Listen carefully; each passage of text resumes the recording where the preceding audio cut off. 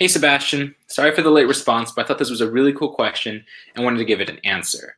And so just to summarize it, what we want to do is to create an R function to simulate a branching process where the number of branches are determined by a Poisson distribution with rate parameter lambda, and then run several simulations using different rate parameters and going to different levels of depth or generation to make a resulting tree plot. And so ultimately what the output's going to look like is a tree like this. And so there's several different ways of making a tree, all of which you can learn in a true algorithms class. And the method I use to create this, because ultimately it's a problem of algorithms. And what we're going to choose to create the branches of the tree is a statistical Poisson distribution, but what we would need is a way to build the tree. And so what I did is a depth first search method of building this algorithm. And so how that works is I start off with my parent. And what I'm going to do is I'm going to create a node and keep creating nodes until I reach my optimal amount of generations, at which point I'm going to stop the code, run back up until I find the next available node for which I'm going to keep creating nodes. And eventually, one by one, I'm going to go down the algorithm, depth first, come up, keep completing it, until finally the entire tree is completed. And so there's two primary steps to this process. One is the downward, outward reaching process, which is one building new nodes. And so at a given level, I'm going to have, let's say, node 1.2. I must define the amount of nodes that must be built and move downwards.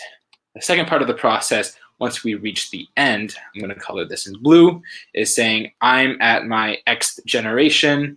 I need to find a new node to begin the process again. So how do I find that node and then begin the building new nodes process? So looking to the code for this, I installed two packages, data.tree for our tree data structure and diagram R just to visualize it.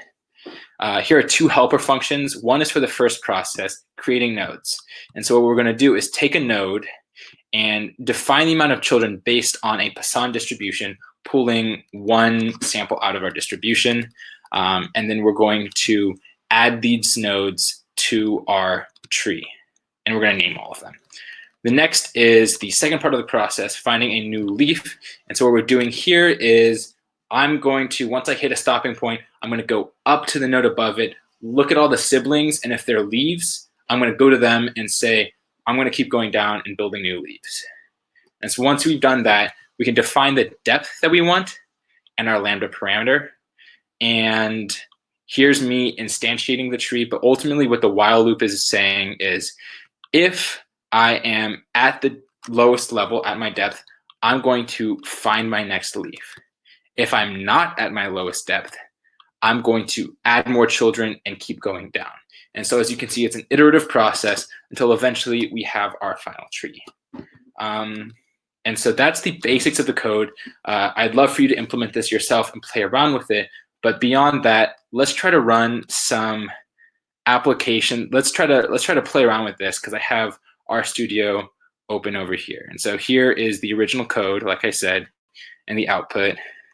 Note that using the same depth and the same lambda, we'll be creating different trees.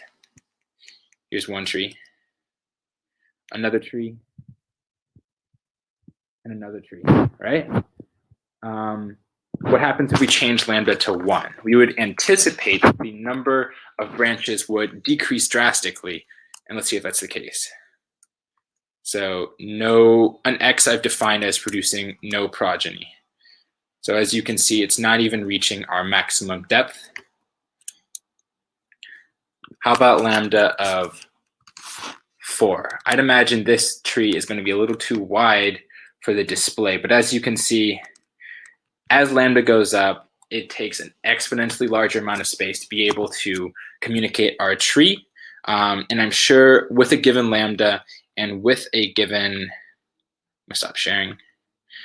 With a given lambda and with a given depth, you can come up with so many iterations. So I hope that helps, Sebastian. Happy to post my code and for you to use it. Till then, keep having fun with R.